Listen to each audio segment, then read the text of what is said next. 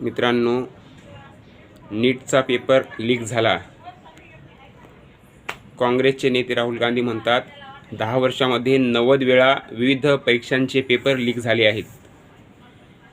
मला सांगायचं आहे की मंत्र्यांचे घरं लीक होत नाहीत, मंत्र्यांच्या घरातील LPG गॅस लीक होत नाही, मंत्र्यांच्या घरातल्या पाण्याच्या टाक्या लीक होत नाहीत। चपराशापासून ते अधिकाऱ्यापर्यंत आणि चपराशापासून अधिकाऱ्यापासून ते मंत्र्यापर्यंत हे जे भ्रष्टाचार करतात, लाच घेतात, टेबलाखालून पैसे घेतात, ते लीक होत नाही। परंतु विद्यार्थ्यांचे परीक्षांचे पेपर लीक होतात। यांच्या पक्षाचा माणूस बलात्कारी असला तरी यांच्या सत्तेचा रिमोट ताबडतोब कार्यान्वित होतो, ताबडतोब चालतो आणि त्या बलात्कार्याला वाचवलं जातं, त्याला क्लीन चिट दिली जाते। त्यासाठी रिमोट कंट्रोल चालतो, सत्तेचा रिमोट कंट्रोल त्यासाठी चालतो।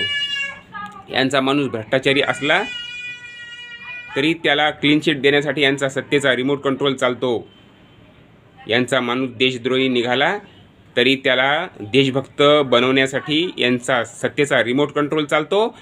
परंतु गोरगरीब विद्यार्थ्यांचे ज्यांनी जी मेहनत करून अभ्यास करून ज्या परीक्षा दिल्या, त्या परीक्षा फ्री, फेअर आणि ट्रान्सपरंट व्हाव्यात, इमानदारीने परीक्षा व्हाव्यात, यासाठी मात्र यांचा सत्तेचा रिमोट कंट्रोल चालत नाही।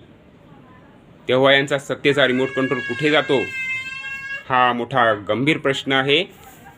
या प्रश्नाचं उत्तर सामान्यांनी शोधलं पाहिजे, देशातल्या नागरिकांनी शोधलं पाहिजे की आतापर्यंत जर 90 वेळा पेपर लीक झाले तर काय हे चुकून झाले असतील एवढे? एक वेळा 2 वेळा चुकी होऊ शकते माणसाची, परंतु 90 वेळा जर हे पेपर लीक होत असतील तर यामागे मोठी साखळी आहे सत्ताधाऱ्यांची। या देशातल्या बहुजन तरुणांना, बहुजन विद्यार्थ्यांना बर्बाद करण्यासाठी ही साखळी मनवद्यांची, ब्राह्मणवाद्यांची, सत्ताधाऱ्यांची ही साखळी काम करत आहे आणि बहुजन विद्यार्थ्यांना सत्तेतून, शासन प्रशासनातून हद्दपार करण्याचं षड्यंत्र रचलेलं आहे। आणि पेपर लीक जाणीवपूर्वक करायचे आणि लॅटरल एंट्री त्यांच्या मनवाद्यांची करायची, लॅटरल एंट्री त्यांच्या ब्राह्मणवाद्यांची करायची, ही यामागे साजिश आहे। म्हणून शिक्षक भरती असो, चपराशाची भरती असो, TCची भरती असो, रेल्वे पोलीस भरती असो किंवा नीट परीक्षा असो, IAS, IPS, IFS, IRS साठी ज्या परीक्षा होतात, कोणत्याही परीक्षा होतात, या आतापर्यंत 90 वेळा विविध परीक्षांचे पेपर लीक झाले आहेत।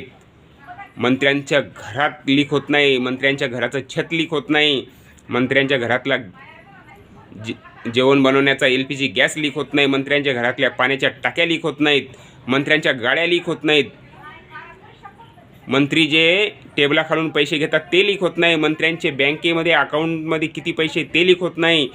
परंतु गोरगरीब विद्यार्थ्यांचे मेहनत करून अभ्यास करून ज्यांनी परीक्षा दिल्या ते पेपर मात्र लीक होतात।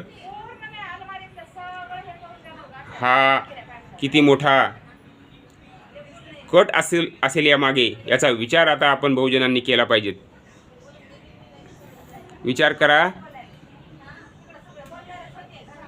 यांच्या पक्षाचा माणूस जर बलात्कारी निघाला तर यांचा सत्तेचा रिमोट कंट्रोल चालतो। लगेच फोन जातात की त्याला क्लीन चिट द्या, तो बलात्कारी नाही आहे, त्याला अटक करू नका, त्याला जामीन द्या, त्याला हे द्या, त्याला ते द्या, त्याला चांगली ट्रीटमेंट द्या।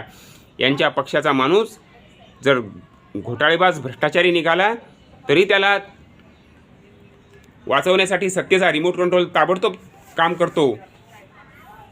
यांच्या पक्षाचा माणूस जर देशद्रोही गतविधीमध्ये आढळला तर त्याला देशभक्त म्हणून सर्टिफिकेट देण्यासाठी यांचा सत्तेचा रिमोट कंट्रोल चालतो। परंतु नीट परीक्षा असेल, विविध परीक्षा असतील, या परीक्षा इमानदारीने व्हाव्यात, पारदर्शक व्हाव्यात, यासाठी मात्र या सत्तेचा रिमोट कंट्रोल चालत नाही। याचा विचार करण्याची गरज आहे बहुजन समाजाच्या लोकांनी।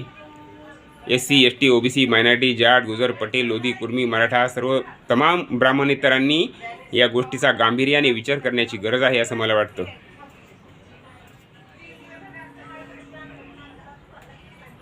एक वेळ दोन वेळ समजू शकतो आपण, परंतु 90 वेळा जर पेपर लीक होत असतील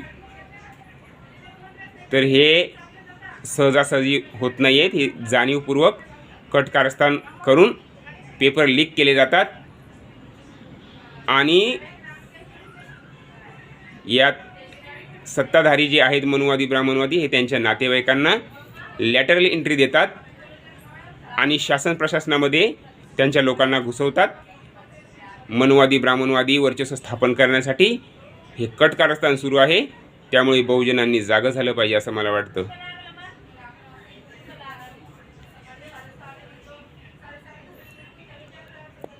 आतापर्यंत 90 वेळा पेपर लीक झालेत. राहुल गांधींनी सांगितलं 10 वर्षामध्ये 90 वेळा पेपर लीक झालेत. ही सहजासहजी अचानक घडलेली घटना नाही आहे. 1-2 वेळा समजू शकतो माणूस, चुका होतात माणसाकडनं, परंतु 90 वेळा जर पेपर लीक होत असतील तर ही मोठी साजिश आहे, मोठं कट कारस्थान आहे. बहुजनांना गुलाम बनवण्याचं, बहुजनांना सत्तेपासून वंचित ठेवण्याचं, बहुजनांना शासन प्रशासनापासून वंचित ठेवण्याचं हे कट कारस्थान मनुवाद्यांनी रचलेलं आहे.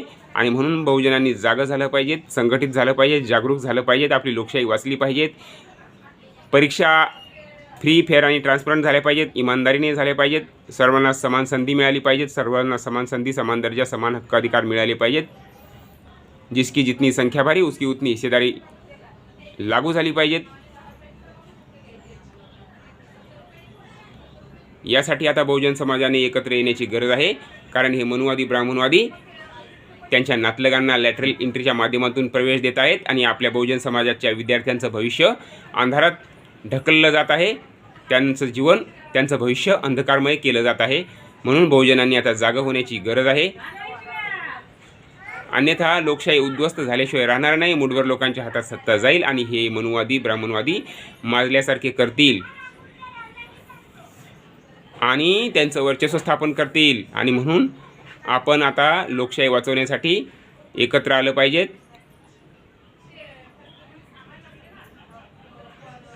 परीक्षा असतील त्यासुद्धा इमानदारीने झाल्या पाहिजेत. निवडणुका असतील त्यासुद्धा इमानदारीने झाल्या पाहिजेत. निवडणुका ह्या बॅलेट पेपरवरच झाल्या पाहिजेत आणि लोकशाही या देशामध्ये रुजली पाहिजे. यासाठी बहुजनांनी आता एकत्र येण्याची गरज आहे. ब्राह्मणेतरांनी एकत्र येण्याची गरज आहे असं मला वाटतं. तुम्हाला काय वाटतं? तुमच्या प्रतिक्रिया नक्की कळवा. धन्यवाद.